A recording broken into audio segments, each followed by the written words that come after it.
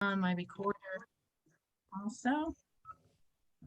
And I'm going to go ahead and mute all of it, and please feel free with any comments or questions to unmute. And it's great to see you. And we will start with our blessing. Baruch atah Adonai Eloheinu melech haolam asher bachar banu mikol ha'amim v'natan lanu et Torato. Baruch atah Adonai noten haTorah. Also, welcome to Helene and to Marcia and Jerry and Jennifer and Marjorie, great, and Rebecca Lackner. It's so nice to have you join us also, and Yael and Gail. So welcome everybody, and hope you're having a good week. This week's Parsha of Chaye Sarah is just, what can I say? One of my favorite out of all of my other ones, the other 50 some that are also my favorite, each one in its time.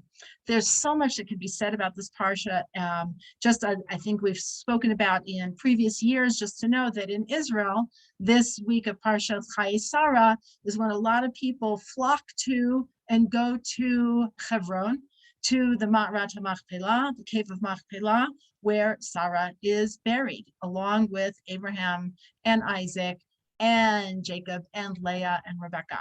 So we have a kind of a focused attention of this week's Parsha. Just interestingly too, for people who are always kind of looking at the Torah and Judaism from a certain perspective, that the only people or Parshas that we make a big deal about as far as going to their graves or commemorating their yortzites or things like that are Sarah and Rachel.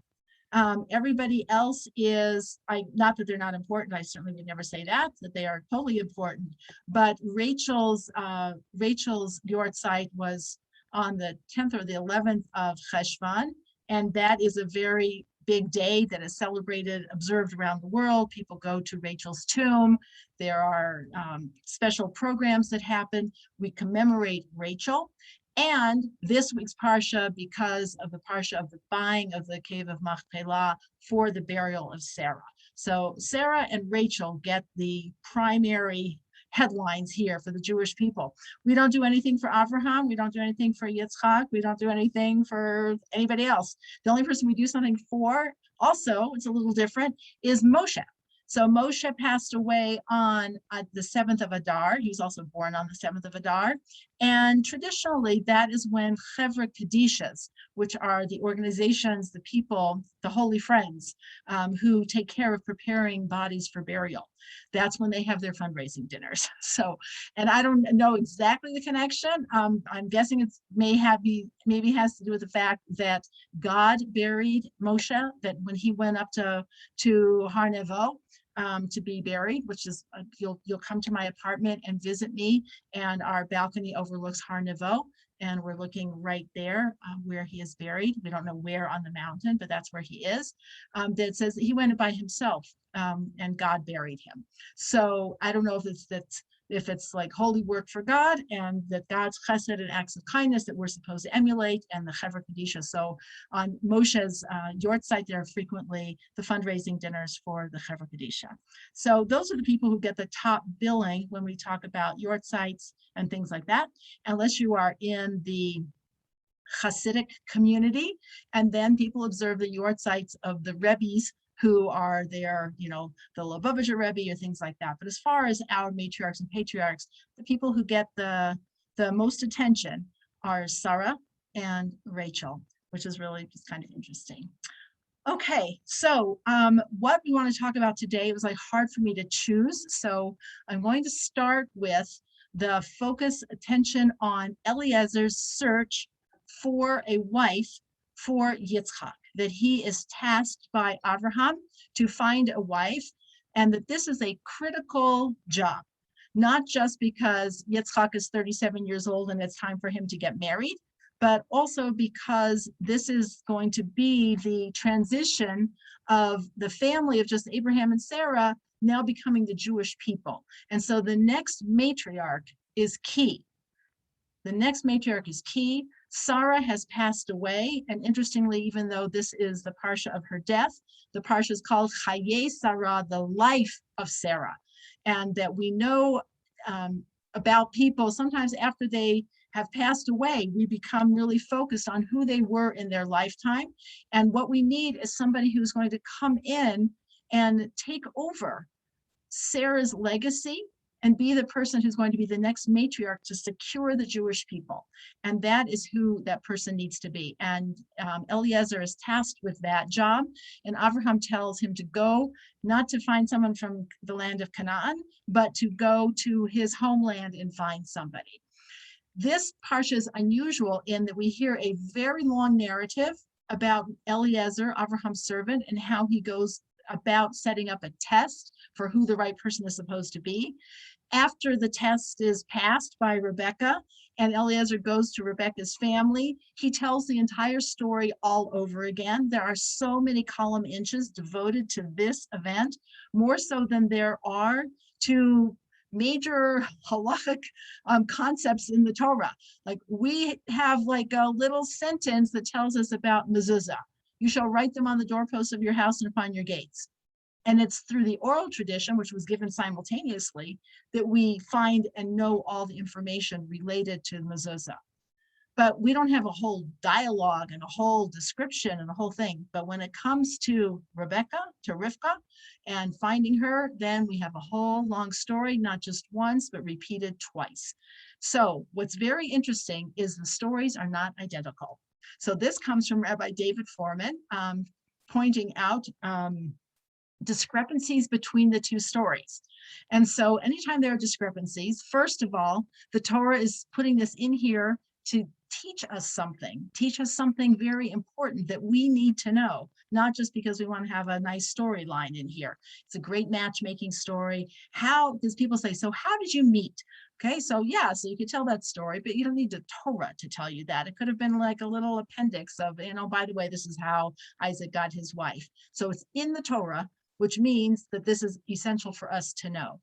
And it's giving us two accounts. And if you were going to say, well, they did a really bad job of editing, either Eliezer has a very short memory and can't remember from the morning to the evening the sequence of what happened from the time he left Abraham until he is in Rebecca's family's home and he gets the story mixed up. Like, why is he telling a different story of the way things happen versus the way he recounts it?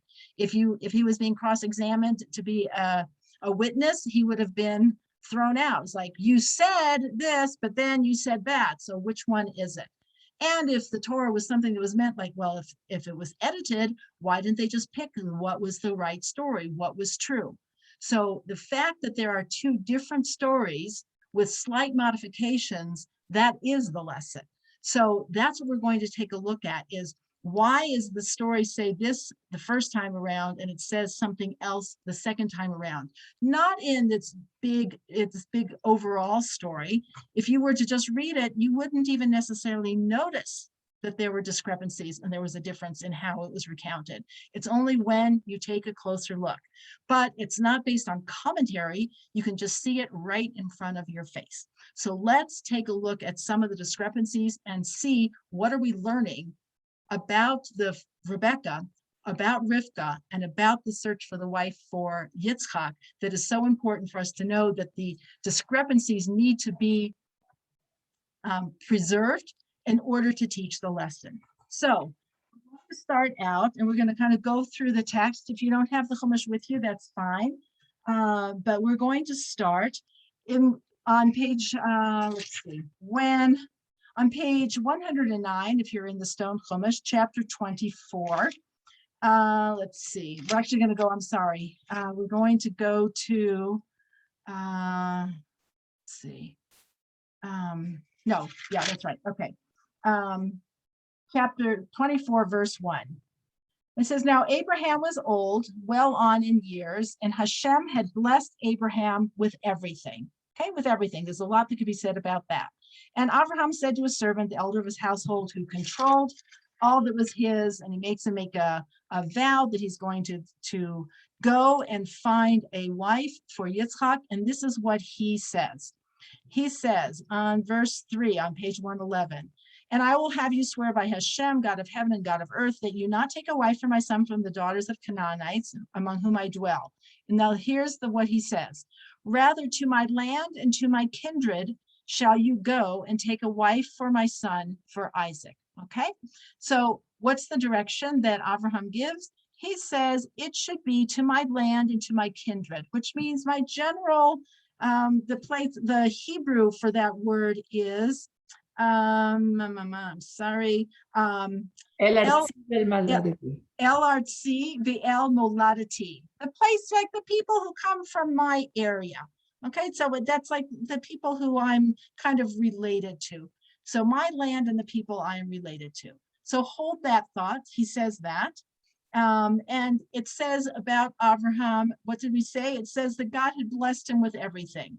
And it doesn't elaborate. It just says he was blessed with everything. That's fact number one. The second fact is Eliezer's told to go to Abraham's homeland and to the people in who he's related to. Okay, then when Eliezer meets Rebecca and has his test for her, as I'm sure many of you are familiar, the test is going to be that he sends up that he says on page 111 also, that he says, hold on one second, on verse 12, on page 111, and he said, Hashem, God of my master Abraham, may you so arrange it for me this day that you do kindness with my master Abraham. See, I stand here by the spring of water and the daughters, etc., etc. And he has a test, verse 14, let it be that the maiden to whom I shall say, please tip over your jug so I may drink, and who replies, drink, and I will even water your camels. Her will you have designated for your servant, for Isaac, and I may know that through her that you have done kindness with my master. Okay, so I'm going to give you a little hint to say, listen for the word kindness that is in here. That Yitzchak is saying, Eliezer is saying to God, do kindness with my master Abraham. And then at the end that he also says that I may know through her that you have done kindness with my master. Okay, so this is the kindness of Yitzchak, the kindness of Rebecca, the to-be tested woman, and that this is the kindness to Abraham. So if you're going to say, what is the overall theme of what Eliezer is looking for, is display of kindness. God should do kindness. The person should demonstrate kindness, because what is it that Abraham stood for in this world? Kindness. So this is going to be the focus of what happens. And then what happens when Rebecca actually comes and does all of this? Very interesting order of things. If you go on page 113, when verse 21, the man was astonished at her because of Rebecca's kindness, reflecting silently to know whether Hashem had made his journey successful or not. And it was when the camels had finished drinking, the man took a golden nose ring, et cetera, and he said, and he put it on, and he put the bracelets on her arms. And then after he puts the jewelry on her, it's only then that he says, whose daughter are you? At the point when Rebecca came out, did he even know who she was? He didn't know who she was. All he knew was she passed the kindness test. And she was clearly from the area, because that's where he was. He was in the general area of Abraham's family. But he didn't know exactly who she was. He knew who she was as far as her character, but not who she was. So he gives her the gift before he even knows. It's like, can you imagine this? So you're going on a date and you say, this is the person. I mean, I have to say, this is kind of funny. When I met my husband, Steve, in confirmation class at Road of Shalom, and I said to my best friend, that's who I'm going to marry. And she said, who is it? And I said, what's his name? I said, I don't know, but that's him. And so that was kind of weird and different. It was a little bit like, I don't know, but that's him. And I'll find out his name. It's like, that's kind of irrelevant. So I didn't know his family. I didn't know anything about him. I just knew that that was him. So Eliezer, which is kind of funny because that's my husband's Hebrew name, Eliezer kind of did the same thing with Rebecca. It's like, I don't know who you are, but you are the one. And he gives her the jewelry, which was really the sign of betrothal and gifts of like, you're the one. And then he says, and by the way, what's your name? So there's a little kind of a different approach.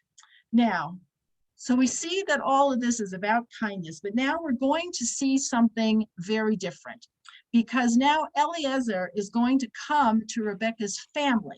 Rebecca's family is we're going to find out what kind of a family they really are. Okay, so Rebecca says who she is and who her father is, and then you find out that not only is it someone who's from the general area of a relative of Abraham, but it is actually Abraham's niece or cousin, is like all related. It says here, I am the daughter of Bethuel, the son of Milcah, whom she bore to Nahor. And she says to him right away, verse 25, even straw and feed is plentiful with us, as well as a place to lodge. So she's extending her hospitality to him before anything, like, come and stay. We have plenty of room, plenty of space. So Eliezer says, like, thank you, thank you, thank you. And he says on page 115, blessed is Hashem, God of my master Abraham, verse 27, who has not withheld his kindness and truth from my master. As for me, Hashem has guided me on the way to the house of my master's brothers. So he ends up there. Now, what's going to happen is that Rebecca's family is now going to come out to meet Eliezer. And we're going to see something that Eliezer is going to find out what Rebecca's family is all about. So what happens? Verse 28, the maiden, meaning Rebecca, ran and told her mother's household according to all the events. She tells her family the whole story. Verse 29, Rebecca had a brother whose name was Laban. Laban ran to the man outside to the spring where Eliezer was waiting. Now, on the surface, we've seen that Rebecca is someone who acts with alacrity. She runs to help Eliezer. She runs to the trough to get water for the camels. She's running, she's going. That is considered an expression of exuberance and enthusiasm for doing the mitzvah of Hachnasat Orchim, of greeting guests. So it says Laban ran to the man outside to the spring. But then the question is like, so why did he run? Was he running to do acts of chesed, or did he have something else in mind? And it said, for upon seeing the nose ring and the bracelets on his sister's hands, and upon his hearing his sister Rebecca's words, thus has the man spoken to me, he approached the man who was still standing by the camels. It says, what did Laban run to? He saw the gold. He saw the silver. He saw the jewelry, and he's running like, oh, there's a wealthy person coming to visit us. And so he runs out for that. And he puts on a really great show. He's running out and he says, verse 31, come, O blessed of Hashem. Why should you stand outside when I have cleared the house and I have a place for the camels? Like, please come in. Okay, so now this is the show of his hospitality. And then we see in the next verse something different. It says, so the man entered the house and unmuzzled the camels. He gave straw and feed for the camels and water to bathe his feet and the feet of the men who were with him. And the question is, who is the man who did all of these things? Who is the man who unmuzzled the camels, gave straw and feed for the camels and water to bathe his feet and the feet of the men who were with him? And if you are reading it quickly, you would say, well, that must have been Laban because he was being hospitable. Except there's only one problem. It wasn't Laban. It was Eliezer himself. After Laban makes the big show of running out to greet him, oh, come in, blessed of Hashem, come in. You know, we have all this space. He disappears. And the Ish, the man, is Eliezer. Eliezer is the one who unmuzzles his own camels, bathes his feet, bathes the feet of his entourage, and he is the one who takes care, goes and gets straw for them. This is like, this is not 5-star quality hospitality. This is, we have a great facade, and then behind the facade, we have absolutely nothing. As soon as Eliezer sees that, he's on one hand even more impressed with Rebecca, So Rebecca Lackner, this is specifically for you. This is your Parsha here. That he sees that not only is the family not like Rebecca, they are the antithesis of it. They are a complete superficial facade. In the greeting, this is like having a hotel where you have, the doorman comes out and says, welcome. And then he turns around and leaves you with all the suitcases. And it's like, we're welcome. We're so glad to have you, catch inside. Okay. And then it's like, leaves you with everything. Though in those days, traveling was really something. You have 10 camels with you and they need straw, they need feed. You need to be washed off from being outside. It's like, what kind of hospitality is this? As soon as Eliezer sees this, his respect for Rebecca increases, but he also realizes that he can't tell the story about what happened from the perspective of Hashem's kindness and Rebecca's kindness. He's going to have to change the story to make it speak the language of Laban and his family. What's Laban interested in? He's interested in wealth and prestige. He is not interested in kindness. So now we're going to see that Eliezer is going to tell the story differently than how it actually happened, by emphasizing the material aspects of it and by emphasizing like what we call in Yiddish yichus. He wants to emphasize the family connection. He wants to emphasize the wealth of Abraham. He wants to play that story and tell that story because that's going to speak to Laban and his family and is going to allow them to let Rivka come with him. If he starts talking about like, you just have the most special daughter and sister, she's so kind, she watered my camels. First of all, if he focuses on that, that's like points out and highlights their lack of kindness. So he's going to tell the story, but he's going to emphasize something else. And we're going to see it on page 115, verse 34.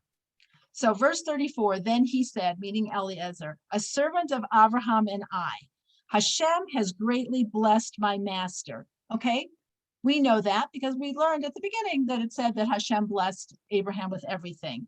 But now look at the litany. He's providing like his, 401k and his income tax returns. It's like, you're going to be marrying into a wealthy family, because he goes on to say, and he prospered. He has given him flocks, cattle, silver and gold, servants and maidservants, camels and donkeys. It's like, who needs to know that? Only someone who cares about that.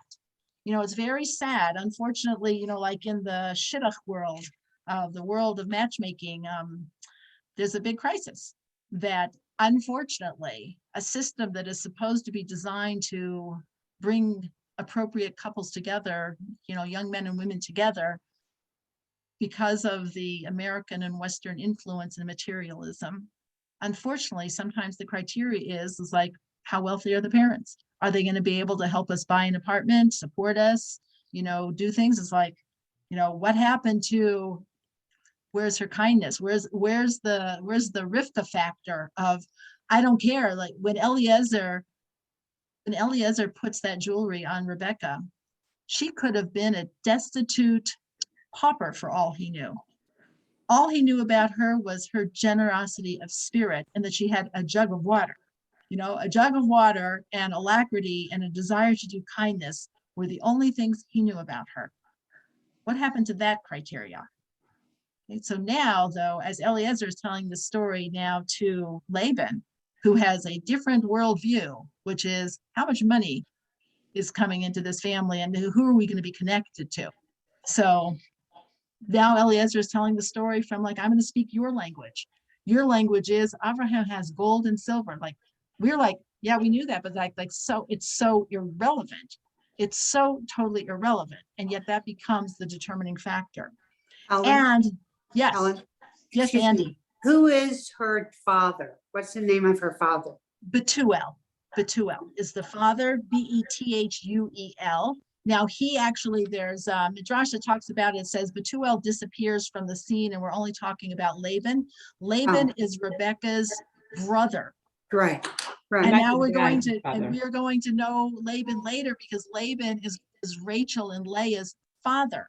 Okay, so in the coming Parshas, we're going to see Laban again. Laban is the one who tricks Jacob into marrying Leah when it was supposed to be Rachel. Laban is not a good person. And it's interesting. The word Laban is spelled the same as Lavan, which means white. So it has the White? white, the color white. So it has the superficial look of purity, but not. May I ask you, is her mom and her dad, did he ever meet them? Did Yes, Elliot? yes. Eliezer meets the mother, father, and brother. I thought And someone then died it there. is, and Betuel is the father. I don't know the mother's name. Actually, the mother's name, I should know. It's not that we don't know it. Was it Milcah? So yeah, Milcah gives birth to Rebecca. So, but it is Laban who plays. Laban is also, he usurps his father's role and he steps forward and he's the one. And then there's a whole thing about that the Betuel wanted to poison Eliezer. That's a whole side story. We're not going to get into that. And as a result of that, it's Laban who kind of plays center stage and takes care of all the negotiations. Okay, so yes, he meets him, and then Laban has this other perspective, which is representative of his family.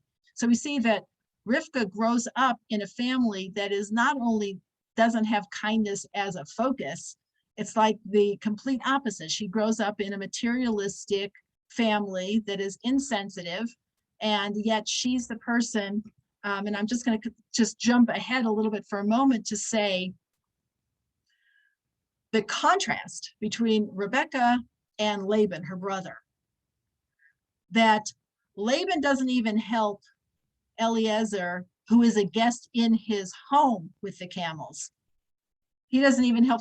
Most of us are thinking like, okay, I'm not necessarily helping somebody who's at the well, but if somebody comes into my house, okay, I'll be nice to them, maybe, kind of. Laban doesn't even do that. And Rebecca specifically is taking care of somebody's camels who's out in the public sphere. Her definition, and we'll come back to this, her definition of hospitality is beyond the four walls of her own home. It is a hospitality mentality that is wherever I am, my perspective is to be hospitable to whoever's there, even if I myself am the guest. My perspective is, how can I be helpful to other guests? She had no obligation to Eliezer at the public well. It's like, every man for himself.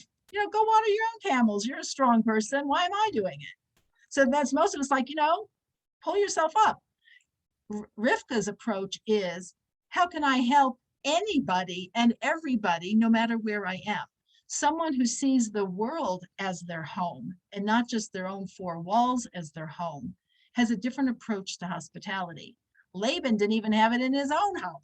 He couldn't even muster up anything more than the superficial, welcome, come on in, bring your gold and silver. And I hope there's more bracelets and nose rings and rich stuff from where all that came from that you gave my sister.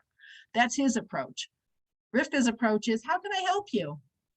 How can I help you? And it has nothing to do with her own personal, she didn't even have anything to give. On one hand, the only thing she had was a jug of water. It's not like she had something to give other than herself, which is the most important thing to give. And that's true chesed, is where the definition of chesed is extending our boundaries to include others beyond myself. So she was a great person in that she saw the entire world as her home, which means that anybody in that world was someone to whom she extended herself. Laban couldn't see beyond his own nose, literally. And even after someone came into his home, he wasn't so interested in them other than what they could give him. And Eliezer responds to that by focusing on what Abraham has to give and why this match would be so suitable. So then look at what he says, going back to page 115. Verse 37, and my master had me take an oath saying, do not take a wife for my son from the daughters of the Canaanites in whose land I dwell. Is that true? Is that what Abraham said? As we remember from what he said, he did say that. He said, don't take a wife from among the Canaanites. But remember what he said? He said, go to my land and to my kindred, my general extended family. But that's not what Eliezer says. Eliezer says, unless you go to my father's house and my family and take a wife for my son. So now he's saying, no, what Abraham told me to do is that he wants somebody from our family. He wants like a family connection, not just the general connection. He wants to have this family connection. That's not what Abraham said. But Eliezer is saying that's what Abraham said because that speaks to Laban. Oh, this is going to be like a family tie. Abraham wanted somebody, he wants to link our families together. This speaks to him because this is like, arranged marriages of, the kings and queens from the different, houses of whatever, of how they would unify countries. Like this is going to be like a power deal. We want to unify these families. That's what speaks. So then he says, so notice what he's going to say, that when he does tell the story about the spring, but he puts something in a different order. And he says, page 117, verse 47, he tells about the drawing of the water. He does say that, but then he says, verse 47, then I questioned her and said, whose daughter are you? And she said, the daughter of Bethuel, son of Nahor, whom Milcah bore to him. And I placed the ring on her nose and the bracelets on her hands. Is that what happened? No. What happened is first he placed the bracelet and the nose ring on her, and then he asked who she was. But that's not what Laban wants to hear. Laban doesn't want to hear, like, I didn't really care who this person was because she passed the kindness test. What he wants to hear is like, then I questioned her, like, are you from the right family? Are you from the family, this like illustrious family that we want to merge with? And then I gave her the gifts. He's speaking their language. And that is what is going to make Laban and Bethuel really happy. It's like, okay, this is meant to be because this is a power deal. This is about wealth. This is about prestige. This is about unifying these families. And that's why he changes the story. So we only get the lesson if we can see the changes. And then he also says all the words about kindness are excluded from his retelling. He said, go back up to verse 42. He says, I came today to the spring, this is him retelling, and said, Hashem, God of my master Abraham, if you would graciously make successful the way on which I go. He says, he left out all the part of doing kindness with my servant Abraham. He leaves out all the references to kindness because Laban and Bethuel couldn't care less about kindness. In fact, if anything, they would probably see that as a weakness, as unfortunately many people in societies and civilizations do see, is that kindness is a weakness. It's a dog-eat-dog world out there, survival of the fittest, nice guys finish last. That's the model for a lot of people out there. Not how can we have more kindness in the world. So he's not going to tell anything having to do with kindness. So then he said again on verse 48, then I bowed and prostrated myself to Hashem and blessed Hashem, God of my master Abraham, who led me on a true path to take the daughter of my master's brother for his son. Okay. And then he says, he doesn't say, and now if you intend to do kindness and truth with my master, tell me, and if not, tell me, and I will turn to the right or to the left. So now he will say a little bit about kindness, but it's only secondary. And now in verse 50, then Laban and Bethuel answered, and you notice it says Laban and Bethuel answered. The order there is Laban speaking before his father. That is considered really inappropriate. When we have a mitzvah to honor and revere our parents, one of them is that you don't, in our society, who knows, we're happy if people act respectfully at all to their parents. But one of the ways that we are supposed to show respect to our parents is to not usurp their role. If somebody's coming to seek a wife for your sister, who are you as the brother to be speaking up first? This is for the parents. Now, how you agree about whether the parents are involved in this or not, you don't go to the brother doesn't have anything to say about this. But Laban is like, oh, by the way, I'll be speaking first. So his lack of respect for his own father, it's like Eliezer's like, basically, we got to get this girl out of here. This family is like, it's no respect, no kindness, and she is a miracle woman because all Rebecca is a manifestation of respect and kindness. It's like, where did she even come from? Where did she come from? So she came out of this place. It's just amazing. So it says, then Laban and Bethuel answered, and they give the right answer. They say, the matter stemmed from Hashem. We can say to you neither bad nor good. Here, Rebecca's before you. Now, this is a little crass. Take her and go. You know, it's like, what kind of thing is that? It's like, how disrespectful is that? Like their perspective of her is like that she's like chattel. You know, yeah, take her and go. You can have this. This came from Hashem, so take her and go. And led her, and then they kind of do the blessing to be a wife to your master's son as Hashem had spoken. But it says, then the servant, page 53, the servant brought out objects of silver and gold and garments and gave them to Rebekah, and delicious fruits he gave to her brother and her mother. They ate and drank, he and the men who were with him, and they spent the night. When they rose the next morning, he said, send me to my master. And then they finally did say, let us call the maiden, verse 57. Let us call the maiden and ask her decision. So I have to say, this was at least the right thing to do. They called Rebekah and said to her, will you go with this man? So again, just a hint about the language. When it says, will you go with this man?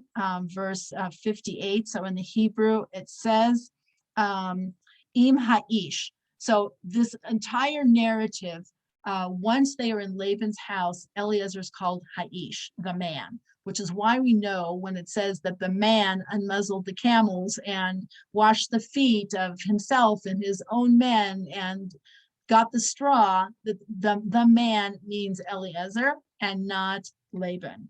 So and what does Rebecca say? She's like, I'll go. And then they escorted her out. And at first they had wanted her to maybe like, oh, stay back. So if you go back up to verse 55, her brother and mother said, let the maiden remain with us a year or 10 months. Then she'll go. And then Eliezer was like, no, we're not having any delay here. He said to them, do not delay me now that Hashem has made my journey successful. Send me and I will go to my master. And then they said, okay, let's call the maiden and ask her decision. I think they thought that she was going to say no. That like, why would a young woman just like not knowing really anything about this family just up and leave? I think they thought she'll stay. And there may be commentary about this. I'm going to speculate that Laban and his mother might have thought, you know, let's keep Rebecca here and kind of milk this relationship for all it's worth. Because if she's here for another 10 months or a year, maybe there'll be some more gifts coming our way, you know, for the bride. It's like, once she's our leverage to this, getting this extra wealth here. So once she's out of the house, it's not going to be as easy for us. It's not going to be as good necessarily. Maybe we'll be invited to the few family simchas, but it's not going to be a thing. But as long as she's with us, then maybe we can get something out of this. And then Eliezer was like, you know, no, like, you know, we're not going to do that. Hashem has made this happen, and we're going to be going now, like in the morning. And like, well, let's ask Rebecca. So on one hand, it sounds like very appropriate. And this actually comes from a halacha. This halacha is derived from this, that a woman cannot be married to someone against her will. So despite whatever movies or novels you've read where a woman is married against her will to somebody, that goes against halacha. And it comes from this right here. It's like the woman has say. And if she doesn't want to, the answer is no. So Rebecca is asked.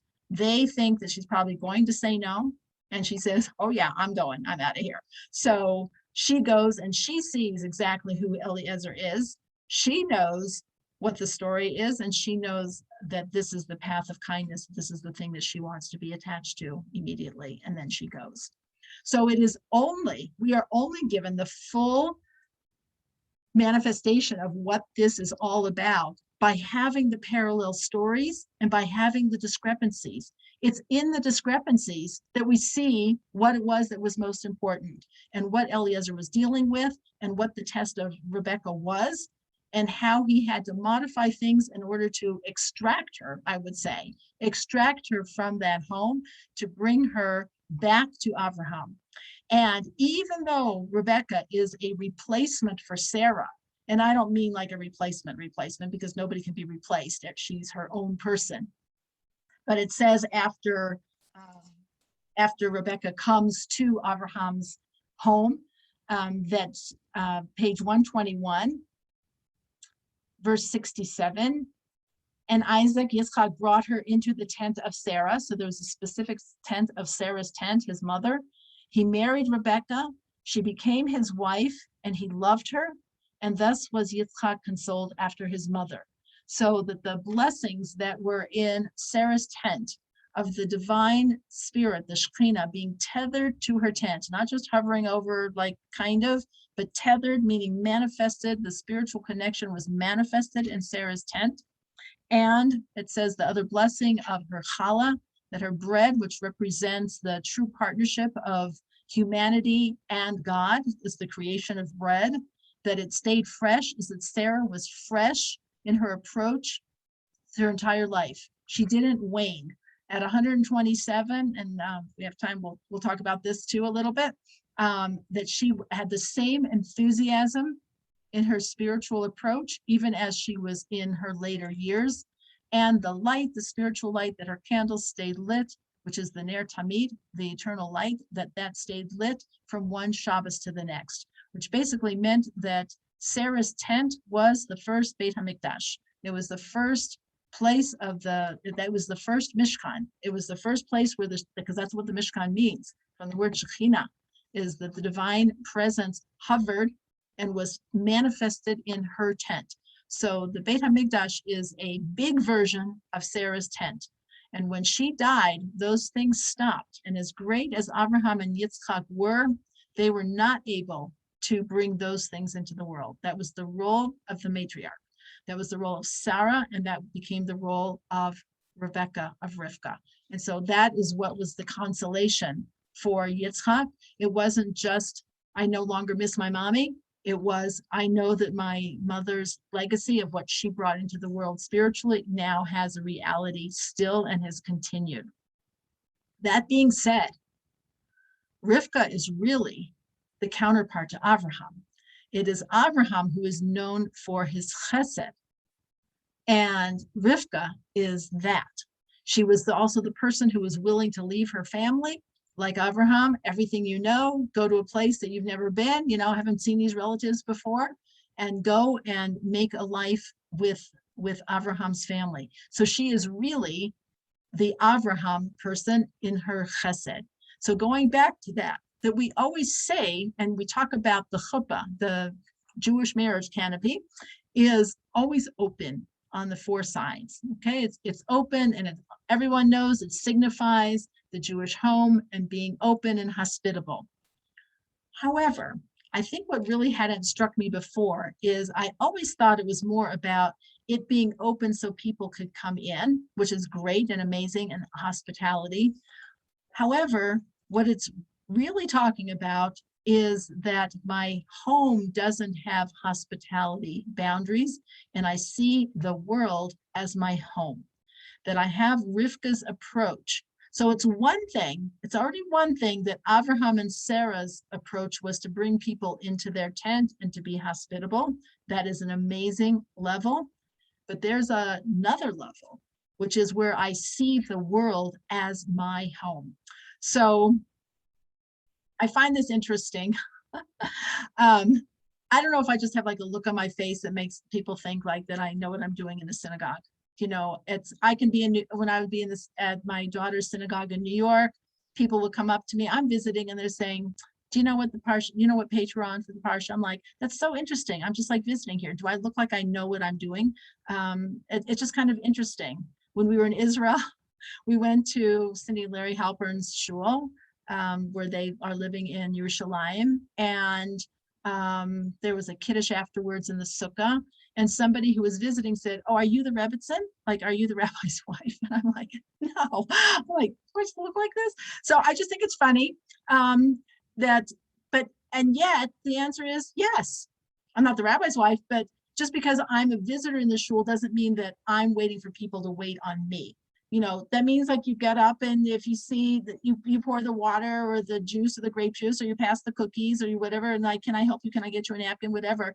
It's a perception of, am I the waited on person, or am I the waiter on person? Like, how do I see my role? And this could be in a community, in a job, in a shul. I'm often struck when people say, no one, I went to a shul and no one spoke to me. And I'm like, that's very interesting and that's not good. And then my next question is, and who did you speak to? Did you go up to somebody and say hello and say good Shabbos and greet them? It's just an interesting thing that we have a perception of where we identify if I'm the guest or if I'm the host. Rivka was, I'm the host wherever I am.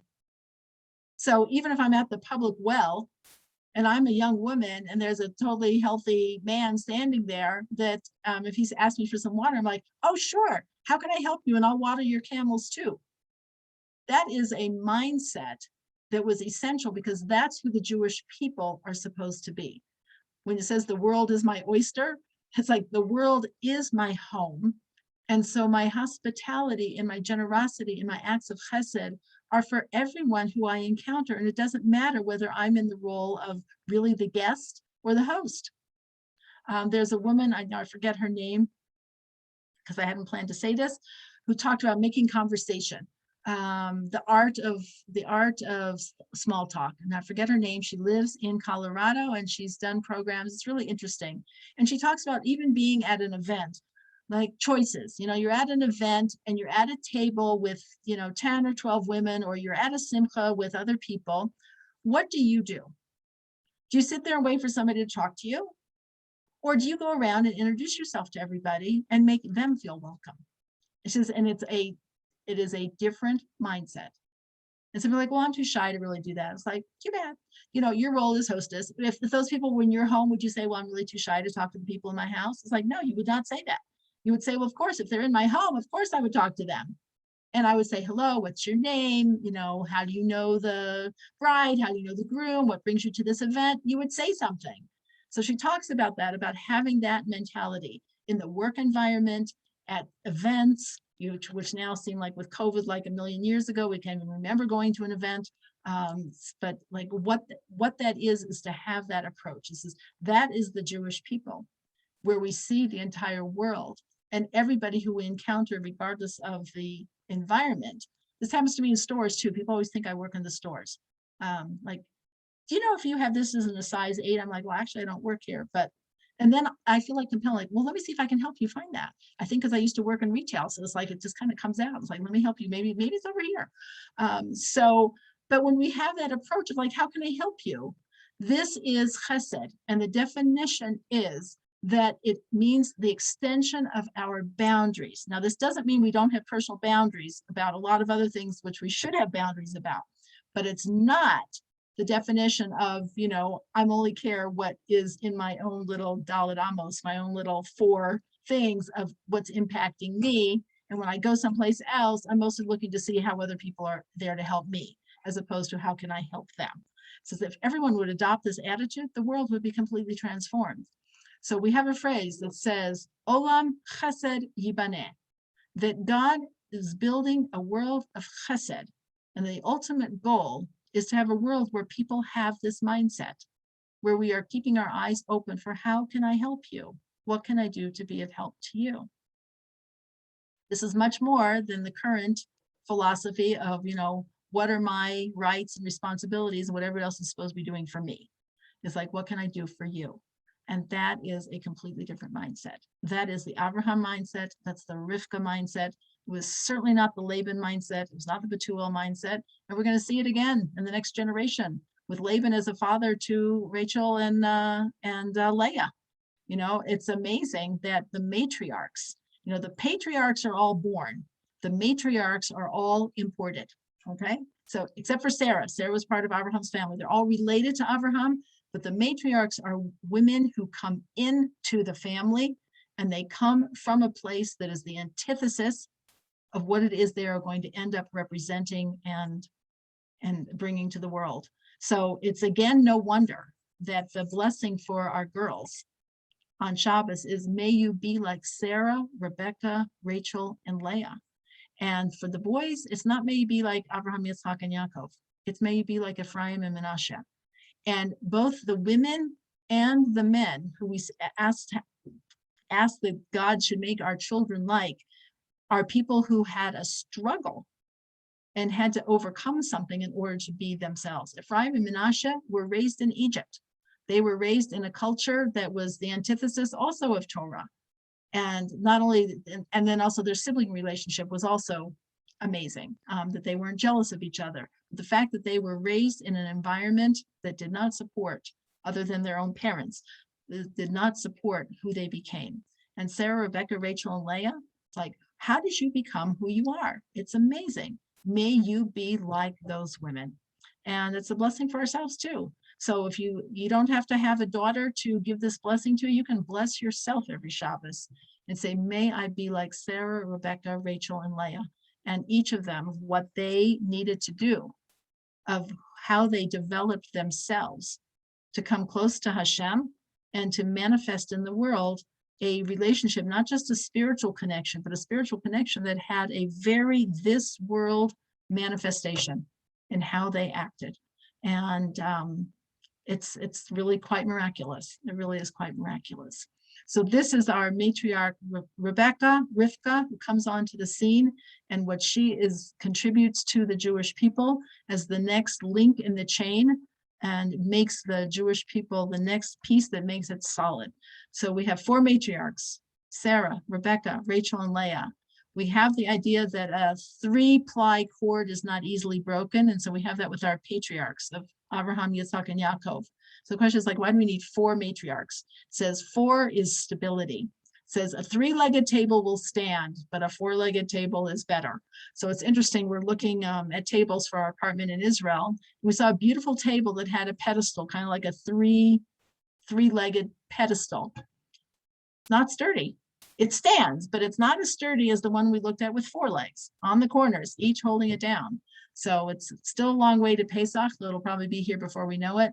But Pesach is built primarily on 4s. And the 4s, it says, in the merit of the Jewish women, the righteous Jewish women, the Jewish people were redeemed. So they created a stability for a structure. If it's 4 legs, it's going to be solid. 4 questions, 4 sons, for this, for that, everything's about the 4s. 4 cups of wine, got the 4s. The next leg is Rivka. And then she is going to have in the coming Parsha for next week, what she contributes and what she does to solidify the Jewish people through the channeling of the blessing to Yaakov and not to her son Esau. So quite a challenge. Yes, Janice. Yeah, this is really beautiful. And I especially like what you just said about, where the women came from. Because so many of us say, oh, if only I'd been raised differently. I didn't know this before. And it just gives some calm, like be kind to yourself feelings to know this. That's such a good point. And it's also empowering. It's empowering, and it's also a little bit of a musser schmooze, of like, don't make excuses.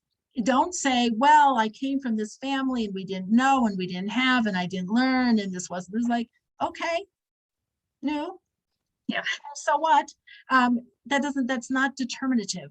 It is not determinative. We are talking about people who have exercised a great deal of choice in creating themselves. And that we have a responsibility to create ourselves, and we have the ability to create ourselves. We can't say, oh, but my brother, he was so awful and he was, abusive and he was disrespectful and my father was this and they were so materialistic and so unspiritual and we never celebrated any holidays and everything was all about money. It's like, we have someone for you. Look to Rivka. So it helps that our matriarchs and our patriarchs, as great as they are, and we hold them in esteem above and beyond ourselves. That being said, they were people. And so when we are to be inspired by someone, we don't say, may you be like Sarah, Rebecca, Rachel, and Leah as some so high off that you could never reach it kind of person. It's like, you're feeling down about where you came from and like what your story is. Talk to Rivka, talk to Rachel, talk to Leah, talk to Sarah, and see how they face their challenges. And we should be inspired. These are our great grandmothers. And, even my grandson, Akiva, this was already a few years ago, said to me, I don't know how old he was. He said, isn't it funny that I know more about Sarah, Rebecca, Rachel, and Leah than I know about like my great grandmother, let's say like 4 generations back. I don't know anything about her, but I know them. And I'm like, yes, like those are our common great grandmothers that we have. And I don't like the word patriarchs and matriarchs. It just sounds a little bit too, I don't know, stuffy. These are our patriarchs and matriarchs. It's like, these are our grandmothers and grandfathers. And they've already, studies have already shown that children who know the stories of their parents and their grandparents and the challenges they went through are not only find them interesting, but they feel enriched and empowered by them. Because, if my grandfather did this, I could do this. So it gives us not only someone to look to be inspired by, but really the true abilities, and they're in me. I have their spiritual and physical DNA. I can do it too. And that is a tremendous blessing. Gabi. Yeah, that's fantastic that I never forgot that, but I cannot find that email with the research, and it says, like you said, empower, and the kids come out resilient. So exactly, that's exactly right. There is a resiliency. I mean, even it's interesting, all the advertisements for, what is it, 23andMe, that people want to find out who their ancestors were and what they were. And like all the commercials for that is like, I found out that, my grandfather was the mayor of the town of whatever, and I've always been interested in public service. And like people find out also like common themes, like I also had that struggle. And now I know that a relative I had overcame that and worked with it and, was, had success or not, but they struggled with it too. And it's a tremendous wealth. And it's not just the spiritual, like, oh, these are our spiritual ancestors. That just like doesn't do it justice. Like these are people who had real struggles and overcame them or worked with them and were able to become great people in the process. And that's a tremendous gift to know that. And the fact that we have this as our common heritage. Okay, so I don't know your great grandmother 4 generations back, but I know your great grandmother were these women. And so we have that in common. And that is a tremendous storehouse of wealth, of inspiration. And not only that, is that we also see that when a close relative has achieved something, they pave the way for the next generation. It just makes it much better than a nose ring. Yeah, if you want a nose ring, that's okay. Actually, luckily this whole thing, like you can have a nose ring because Rivka had one. But this is, it's a true wealth, and it gives us the ability to tap into almost a path that has been worn for us. That if somebody else has walked a path, it's like going skiing on a path that the trail has already been blazed. It's much easier to go on a path that somebody else has already walked than one that you are breaking ground yourself for the first time. Now, not that it's not fun to be a trailblazer, and we're each trailblazers in our own way. That being said, we don't have to act like we're always starting from scratch and reinventing the wheels. Like, my grandmother did this. I can do it too. So I think that this should inspire us. It should empower us. It should make us feel the sense of resiliency. I mean, the fact that we're all sitting here is already a sign of resiliency. The Jewish people are here because God has blessed us with the ability to face so many challenges in every kind of way, political, financial, emotional, social, familial, whatever it might be. And here we are. So we should already, pat ourselves on the back and be like, well, I'm here. I made it this far. So clearly I can go farther. And we have people whose paths and whose tracks we can walk in their paths and draw from their strengths and learn more about them. So hopefully just learning just like a little bit more of this insight, taking a deeper dive into the text here, which on one hand that initially looks like so redundant. It's like, it's not redundant. If you read it carefully, it's giving us a very strong message of why we had to have both accounts, what actually happened and how it was related, so that we can see the difference, to know what it was that was most important to Eliezer And it adds to our appreciation of who Rivka was and what she was going to contribute to the Jewish people. It wasn't just like, oh, she's a nice girl, let's marry her. It was like, no, she is something really very special, as each one of us. Yasher Koach, that was fantastic. My pleasure. If anybody has any questions, I have time to stay on. I am going to Ellen. stop the recording though. Hold on one second, and I'm happy to respond to any